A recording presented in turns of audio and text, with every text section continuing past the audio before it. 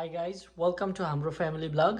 आज चाहिँ मैले छुट्टै विषयमा भिडियो लिएर आएको छु। यो आज चाहिँ हाम्रो यो ओभनले लाइट बल्छ तर तातो हुँदैन के, जेही तताए पनि तातो हुँदैन। यसको के समस्या छ, फ्युज गएको हो कि कुनै स्विचको प्रब्लमले हो कि त्यो हामी चेक गरेर यसलाई फिक्स गर्नेछौँ।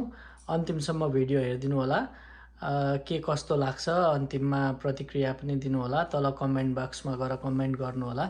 आज चाहिँ छुट्टै किसिमको भिडियो लिएर आएको छु। ओभनको माथिको पार्ट्स खोलिसकेपछि यस्तो देखिन्छ र यहाँ अर्को स्क्रु पनि खोल्नुपर्छ। जस्तै यो यसरी यहाँ कनेक्टेड हुन्छ।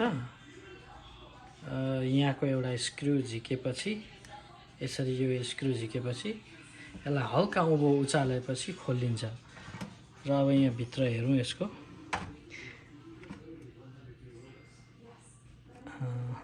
अब यहाँनिर स्विचहरू के कस्तो छ, कनेक्सनहरू सबै ठिक छ छैन, यो गर्नुभन्दा अगाडि चाहिँ तपाईँहरूले जहिले पनि यो अनप्लग गर्नुपर्छ। अनप्लग गरेपछि पनि आफू सुरक्षित हुन्छ, करेन्ट लाग्ने सम्भावना हुँदैन भन्दै अब यहाँ कनेक्सनहरू सबै ठिकै देखिरहेको छ। अब यसको मेन भनेको यो स्विच, यो भित्रको स्विचहरू, यो डोर स्विचहरू निकालेर चेक गर्नुपर्छ। डोर स्विच राम्रै काम गरेको छ छैन भन्ने चेक गरौँ। अनि त्यस पछाडि फेर्नुपर्ने हो भने यो फेर्नुपर्छ, अनि मात्रै यो ओभनले राम्ररी काम गर्छ। यो ओभनको चाहिँ प्राय म्याक्सिमम समस्या भनेको यो फ्युजबाट पनि हुनसक्छ। फ्युज चेक गर्नका लागि हामीले यसलाई ओम्समा लगेर चेक गर्नुपर्ने हुन्छ। जस्तै अब यो एक हातले भिडियो गरेकोले अलिक अप्ठ्यारो भयो कि मलाई यहाँ देखाउनलाई।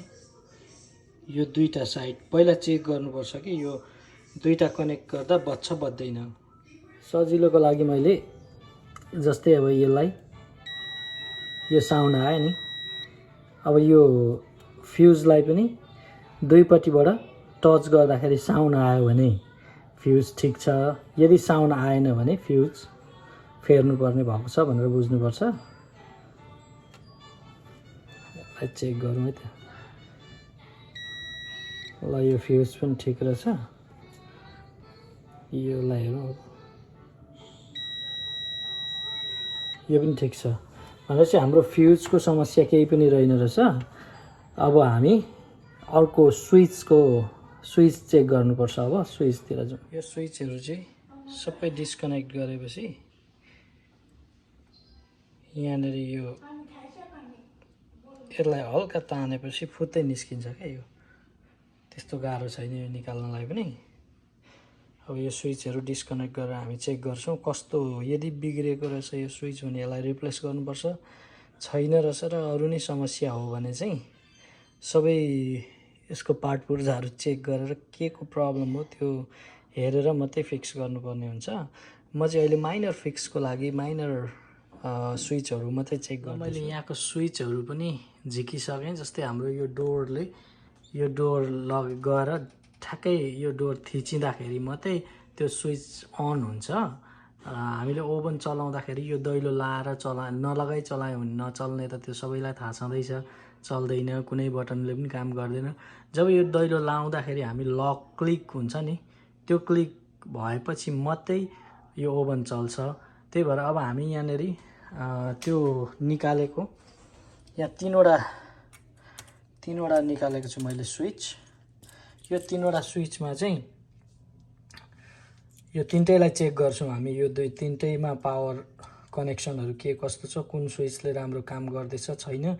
यदि अब यो स्विचले काम गरेको छैन भने हामीले यो स्विच रिप्लेस गर्नुपर्ने हुन्छ।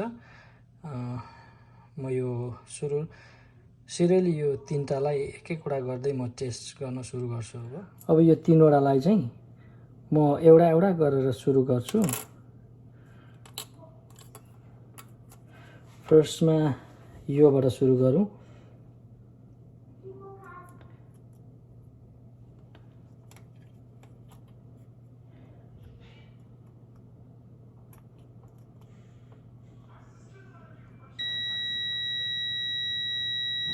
यसले काम गरेको छ। यो स्विचले काम गर्छ। अब अर्को स्विच टेस्ट गरौँ।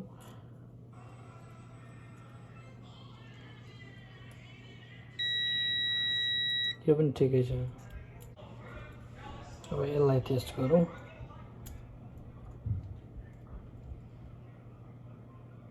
ल यो स्विचले चाहिँ केही आवाज ल्याएन भनेपछि यो स्विचको प्रब्लम देखेँ मैले चाहिँ।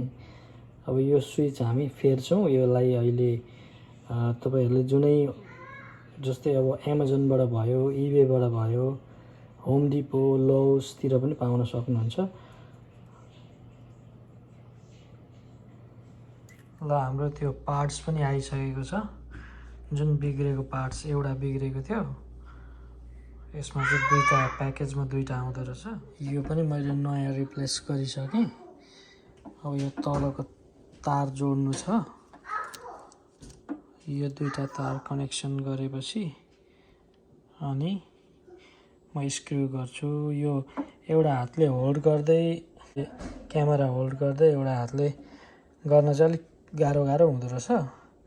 म यो स्क्रु गरिसकेपछि फेरि भिडियो बनाउँछु। ल मैले त्यो रिप्लेस गरिसकेर यो र यो स्क्रु दुईटा स्क्रु पनि कसेँ।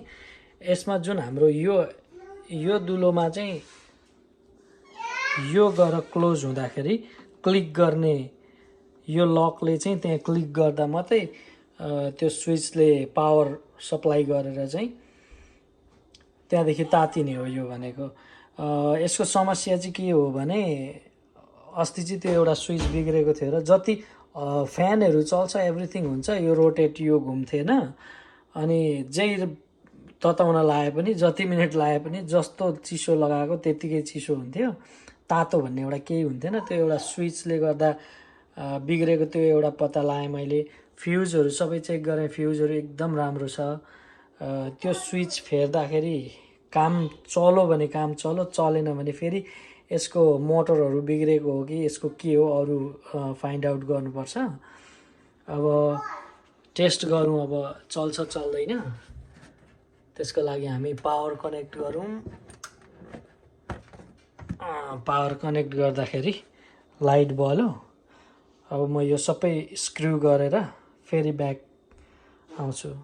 ल मैले यो सबै कनेक्सन गरेँ।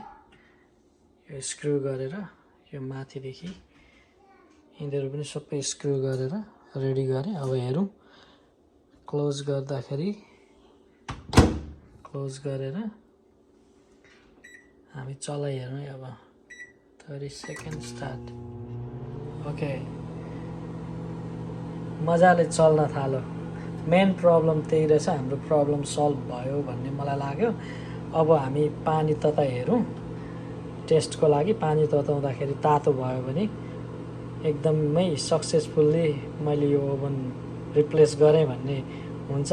यदि त्यो पानी तातिएन भने फेरि अर्को प्रब्लम खोज्नुपर्ने हुन्छ। के को प्रब्लम हो त्यो खोज्नुपर्ने हुन्छ। यो टेस्टको लागि मैले पानी तताउन लगाएर छु। अब हेरौँ यसलाई स्टार्ट गरी हेरौँ।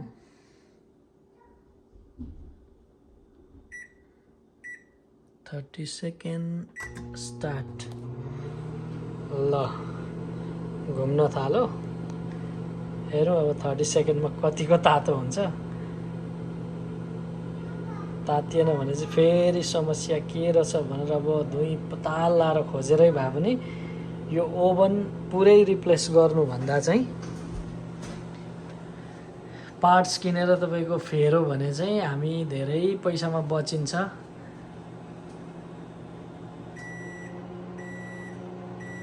ल 30 सेकेन्ड पनि भयो।